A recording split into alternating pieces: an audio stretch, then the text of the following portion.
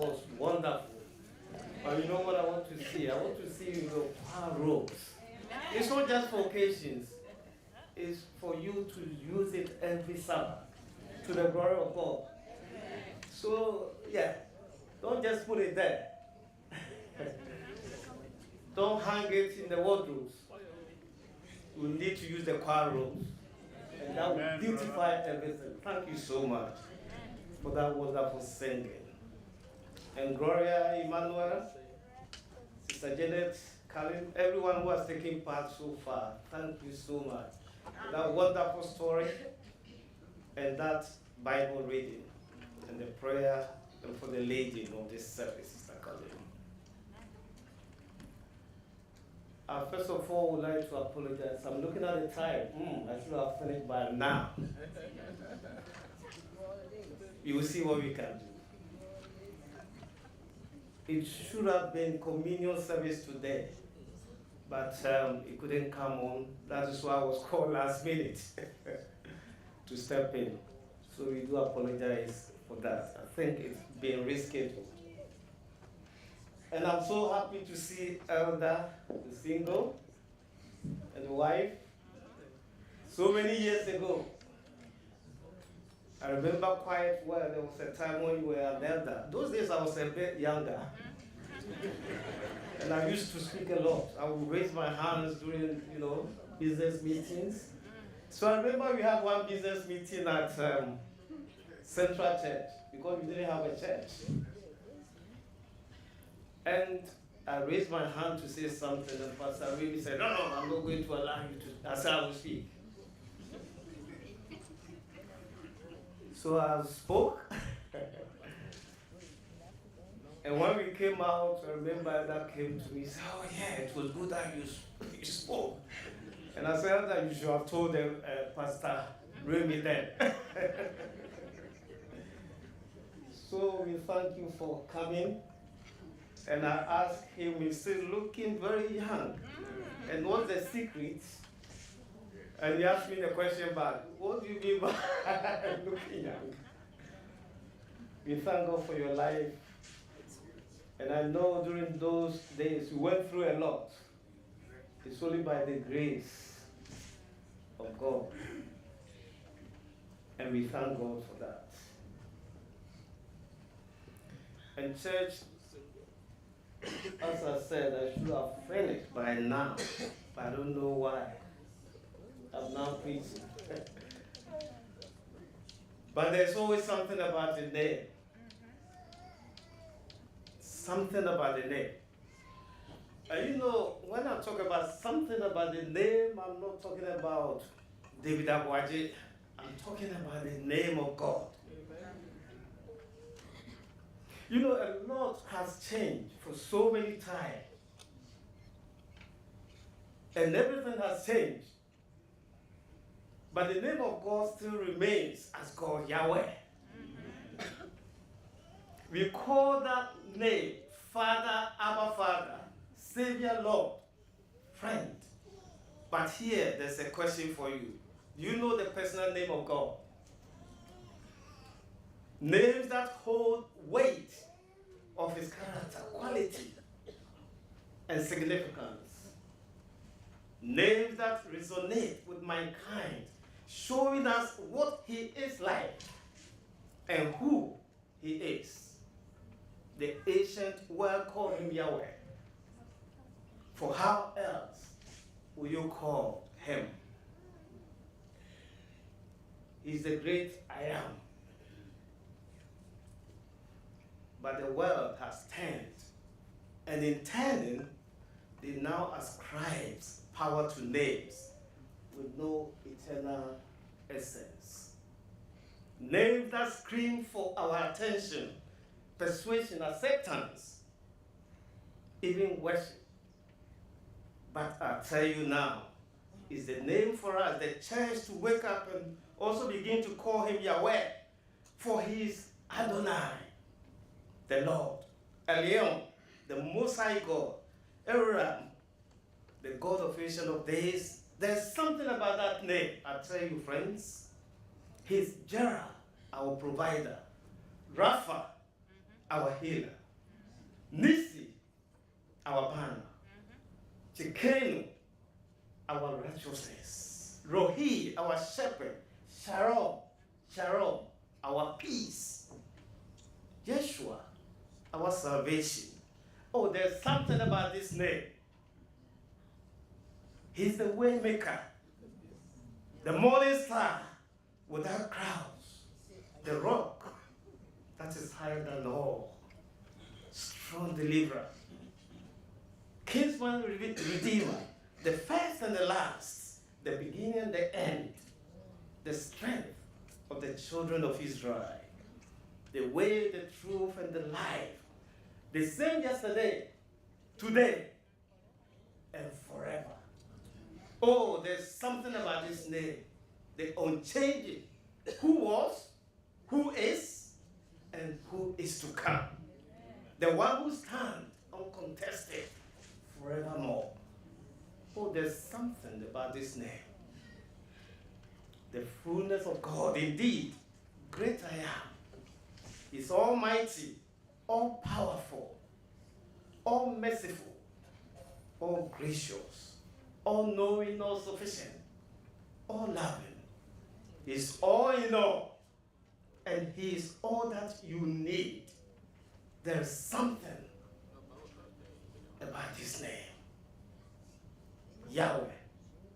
You know, David, in 1 Samuel chapter 17, verse 45, when he came into encounter with Goliath, and Goliath with all these gadgets, weapons, and King Saul asked David to come with all these, war accoutrements, but David rejected by saying to Goliath, I come to you without sword, spear, or javelin, but I come against you in the name of the Almighty God. This is the name I want to proclaim to you. I am the Lord your God, who brought you out of the land of Egypt and out of the land of bondage. This is the name I want to tell you today. And before we can succeed in this life, we need this name in our lives. We need the presence of this name. And when I talk about the presence of this name, it doesn't mean that He has to be present here with us. But within us, we need God in us. Amen. If you remember, when the people of Israel were traveling from Egypt, it took them so many years because of their stubbornness. A journey that should have taken them a few months. But during that journey, the presence of God did not leave them. Rather, they left from that presence of God. And each time they left, you know what happened to them? They will encounter so many problems in their lives. They will face wars in their lives. They were being defeated so many times. But when they come back to their senses and invite His name to be present with them, we know that all things became well with them. Amen. So we need the presence of God in our lives. Amen. We cannot avoid that. We need God present in our lives. And wherever we go, I remember when I came, there used to be this slogan, whenever they are coming to give the weather forecast, they used to sing this song. Everywhere you go, try to take the weather with you. So I want to propose to you that everywhere you go, you need to take the name of God with you. This name means a lot to so many people. And immediately you hear this name, Even the Jews, they tremble about this name. Many years ago, I think a week earlier, on 27th of June 1976, those of you who are old enough will know there was a Air France Airbus 300 jet airliner carrying about 248 passengers, and it was hijacked by two members of the Popular Front Liberation Palestine operations. And this was coming from Israel to France. But somehow, this plane was hijacked, and it was asked to go to the Athens. All because the Palestinians thought they had some prisoners imprisoned in so many countries by Israel. So they were not happy with them. So it went to France, and somehow they managed to have a bond with Idi Amin in Uganda. So he said, okay, I'm going to give you a place in Uganda so that I can take these prisoners or hostages in. So he gave them a place in Entebbe for the hijackers to go there. And you know what happened? These people were not happy. The Israelites, they heard about this. They said, okay, we are going to come out with a plan. I don't know if you have heard about the Entebbe raid. So they came out with a plan. So 2 days later, in collaboration with the people of Kenya, which Idi Amin wasn't so happy about it, they were able to go and rescue the hostages. Few of them, except one who was taken to hospital, they went and shot the person. Idi Amin wasn't happy about this. I'm sorry to say this, so you ask all the Kenyans to go away from Uganda. And they killed some of the Kenyans in Uganda. The point I'm trying to make here is not about what Idi Amin did or what happened. But what I'm trying to say is there is always a rescue mission for us because of this name. We will go through a lot of things, but God Almighty is up there looking down on us, planning a way to take us away from this sin-sick world, from this bondage of sin. No matter what the problem that we are going through, He is always with us. So we should seek His presence with us. I read a story in Exodus about the people of Israel, God asking Moses to take the people of Israel somewhere. And you know what Moses said? Even prior to that, we saw the presence of God in Genesis chapter 3, verse 8, when it says God will come in the cool of the day. I'm talking about the presence of God. He used to come in the cool of the day to meet up with Adam and Eve. But this time he came, he couldn't find them. They were running away from the presence of God. The abiding presence of God. So what I want to say is, each time we move away from God's presence, what happens is a disaster. The end is not going to be a better place for us. So we should always seek the presence of God in our lives. Amen. So God asked Moses to go in Exodus chapter 33, verse 14. I will read from 12. Moses said to the Lord, "You have been telling me to lead these people, but you haven't let me know whom you will send with me. You have said, I know you by name, but you have found favor with me. If you are pleased with me, teach me your ways, so I may know you and continue to find favor with you. Remember that this is a nation of your people." And the Lord said to Moses, "My presence will go with you, and I will give you rest." Then Moses said to him, "If your presence doesn't go with us, do not send us up here." Moses knew how important the presence of God was with them. You remember when he was called up to the mountain and God showed himself, Moses trembled. So friends, when we come to the presence of God, even in his church,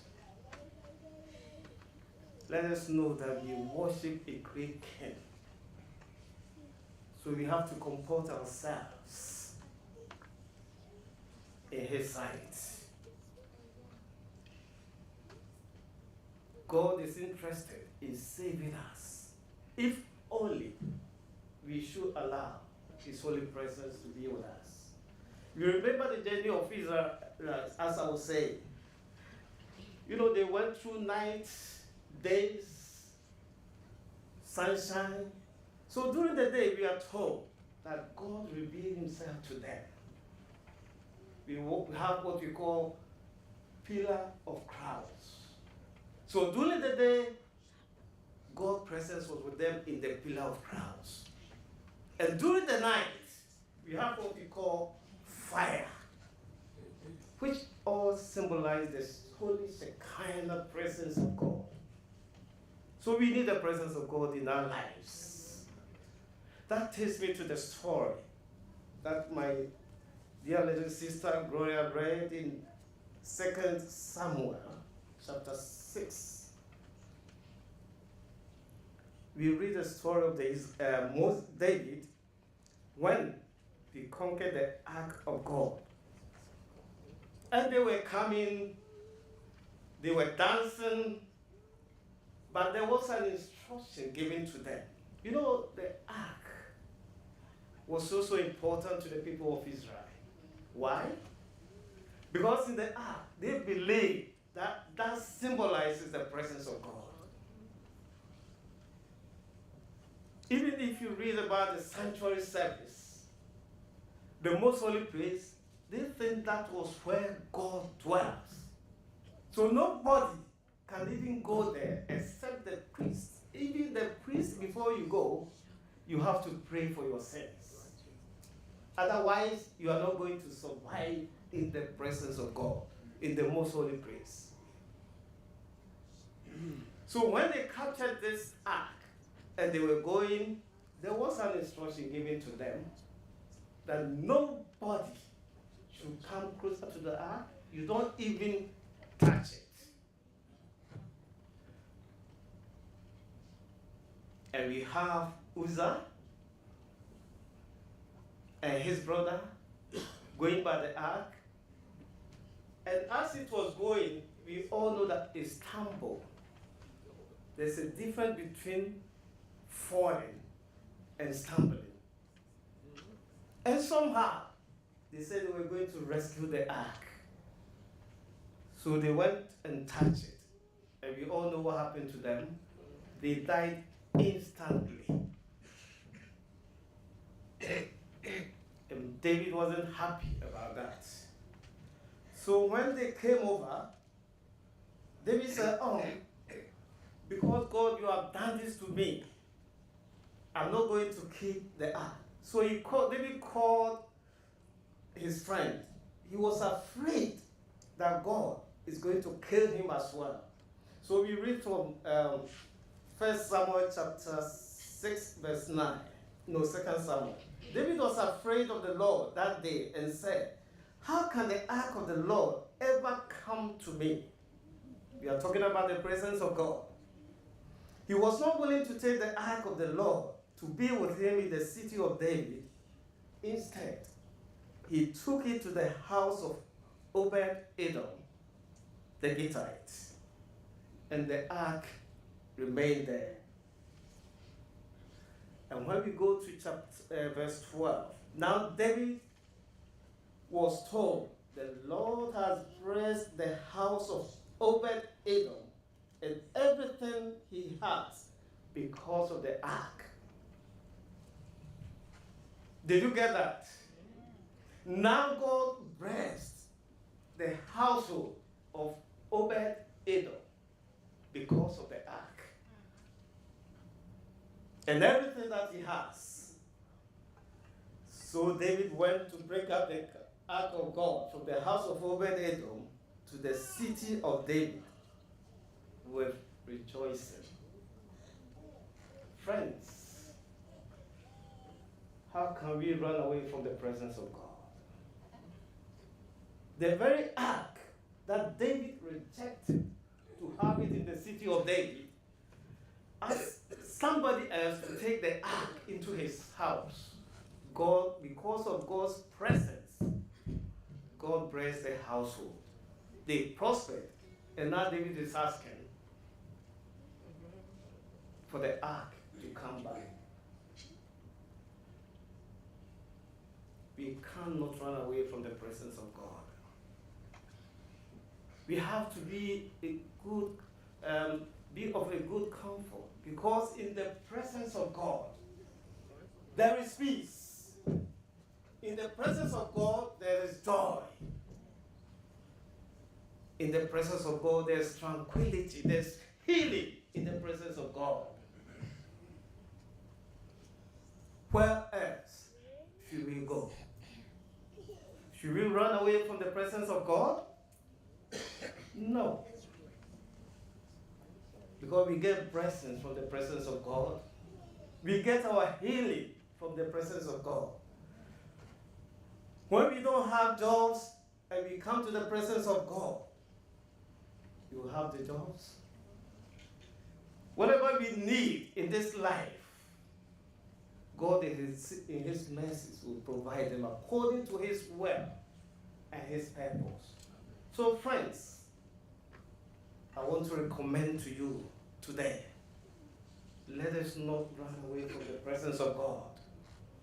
Let us continue to abide in his presence. And everything that we need in this life, God will provide for us. And when we come to his physical temple, also his physical presence, let us comfort ourselves and behave that we have come to his holy presence. I don't know how many of us who go to, now we have the King Charles III, isn't it? You go to his presence and behave anyhow. I've been told that even when you go to him, there's a type of dressing that you have to put on, isn't it? And the way you comport yourself, you have to do it in such a manner that it befits the king. I remember I was going to the court. One of our patients was sessioned and he went home, he didn't come. We call it session 17 leave. And we called him to come, and he was threatening that he got weapons. If we come, you're gonna kill us, and this and that. And the police didn't want to go because without a permit, they cannot go. So they asked us to go to the court to get a permit for social services and others. So when we were going, they told us, you have to dress in this way. Because we are going to be in the presence of the judge, the magistrate. It was a magistrate. And when you go, sometimes you have to say moment.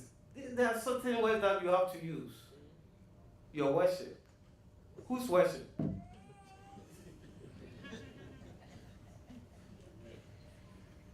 And now I'm telling you the name above all names. And we come to God's holy presence and we behave anyhow. We talk anyhow. We do things anyhow, as it pleases us. We do things, that is what is happening these days. Friends, this I call it, I don't know what to say, to be honest. There's something that we call creeping compromise. That we have even forgotten about the person that we come here to worship. We think we can do anything anyhow. If that is what you would think, I'm afraid, then we've missed the point. Because even if with our fellow human beings, we cannot do things to them anyhow. Because he's a king, he's a queen, he's a magistrate, he's a judge, he's our teacher, he's our supervisor, he's our manager. We comport ourselves in different ways, but when we come here, we do things anyhow. But I want to tell you, we come here to meet our Creator, our Redeemer, the Almighty God, the El Shaddai. So let us try as much as possible to show respect to the person that we come to meet with. And also, let us take this person anywhere that we go. As the weather forecasters will say, everywhere you go, take the weather with you. So let us go here, not without the presence of God. Let us go with the presence of God, so that everything that we do, we will do according to the will of the one who created us. It is my prayer that God Himself will help us to know that without Him, there's nothing that we can do. And His name is above all names. And without His presence with us, we will amount to nothing. May God bless us and help us to always abide in His presence. Amen. Amen.